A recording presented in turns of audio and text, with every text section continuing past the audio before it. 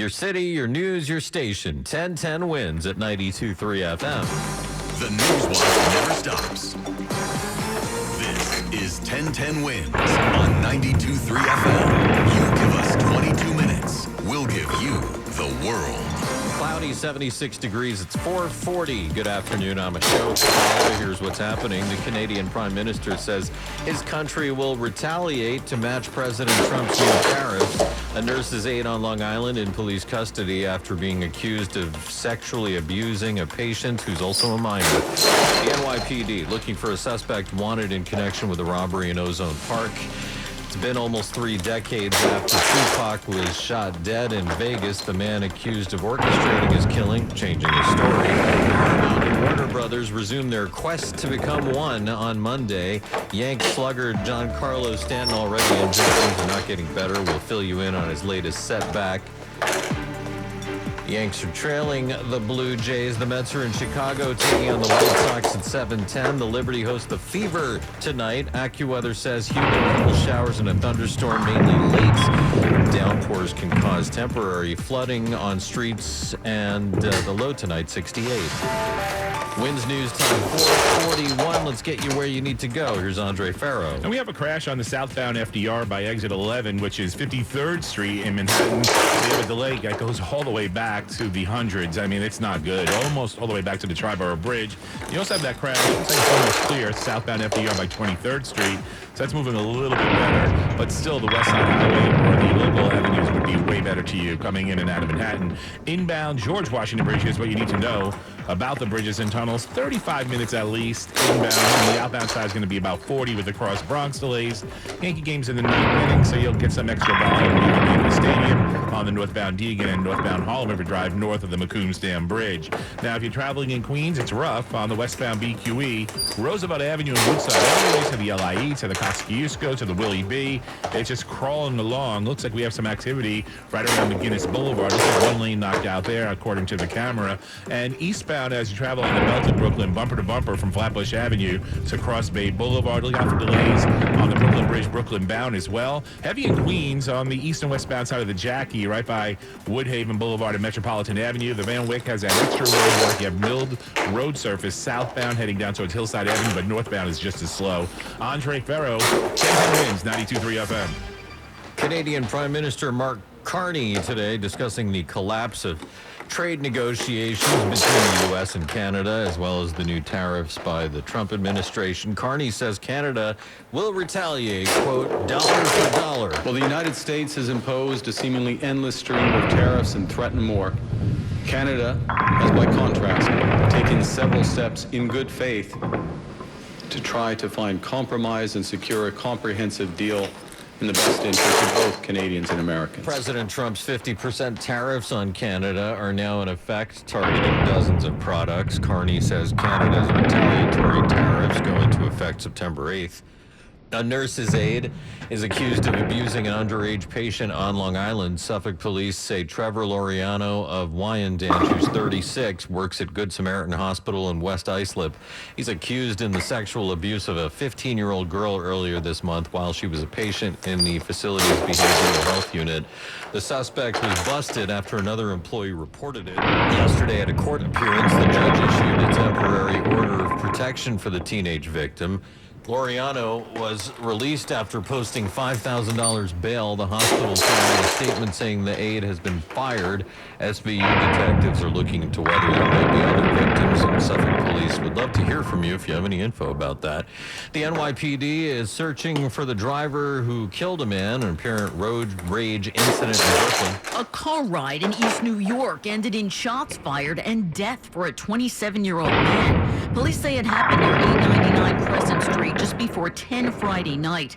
Sources tell 1010 Wins it was fueled by road rage. Police are searching for a black Lexus that fled the scene, but no details have been released about the driver. After getting a 911 call, officers found the victim with gunshot wounds to the upper body. He was pronounced dead at Brookdale Hospital. The NYPD spent the night searching for evidence. And while the shooting is being investigated as a potential case of road rage, no word yet on what may have led up to it. Suzanne Colucci, 1010 Wins at 92.3 FM. Found video on Instagram. There was at least 8 shots fired. Victim's identity not yet been released. No arrests yet. The NYPD is trying to identify an individual wanted in connection with a robbery in Ozone Park. A man, 35, was on a Queens-bound A train approaching the 88th Street station when an unidentified individual punched him in the face. There was a physical altercation. The victim dropped his cell phone. The individual took it, jumped off the train, and scurried off. The individual is described as a male with medium complexion, a gray beard and ponytail. He also had a black cane. A stunning sight. The New York State Department of Environmental Conservation shared video of an oceanic manta ray swimming in the waters off Jones Beach State Park. Though they didn't share when the video was captured. Usually, oceanic manta rays inhabit tropical, subtropical, and waters that only experience mild to moderate weather changes. The massive marine animals can weigh more than 4,000 pounds and live for up to 40 years. It's been nearly 3 decades since Tupac was shot to death in Vegas. Jurors are now hearing from the man accused of orchestrating his killing in his own words. Dwayne Davis, known as Keefy D, sat in court all week and listened to hours and hours of his own previous interviews with investigators, confessing to his alleged role orchestrating the rap icon's killing.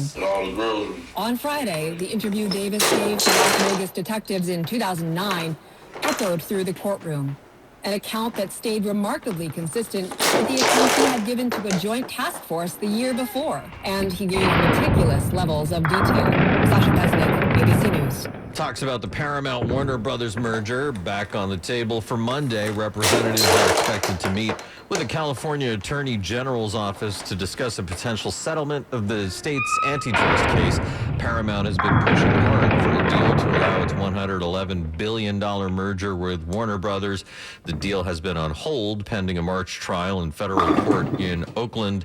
The Writers Guild of America has filed its own lawsuit set to be tried along with the state's case next March.